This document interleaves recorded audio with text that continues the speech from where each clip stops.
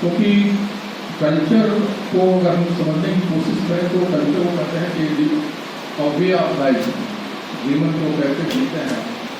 और ये कल्चर का किसी की संस्कृति, उसका कल्चर का प्रतिपादन बचपन से होता है। आप कह सकते हैं जो फैमिली इंस्टीट्यूशन है, बच्चा जब पैदा होता है तो उसमें इस तरह के कल्चर का कहीं न कहीं, और उसका सबसे ज़्यादा प्रभाव परिवार का पड़ता है, और परिवार के बाद समाज में फिर के लोगों का पड़ता है। तो मुझे पूर्ण विश्वास है कि विद्वान वक्ता साहब और इस विषय पर उनके सांस्कृतिक और धार्मिक और स्पिरिचुअलिटी जो करते हैं, आध्यात्मिक पक्ष को ठीक ढंग से आप लोगों को समझाएंगे।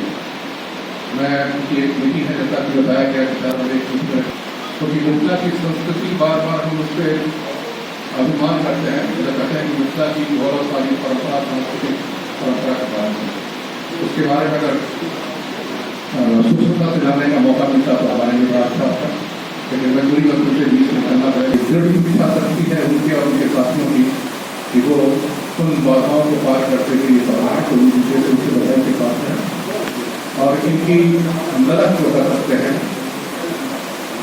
जिस दरभंगा संस्कृति को बचाने की या दरभंगा संस्कृति को लोगों को बताने की जो नई उम्मीद है, उसको बताने की जो दर है, उसके लिए मुख्य रूप से हम लोगों को बधाई देना चाहिए।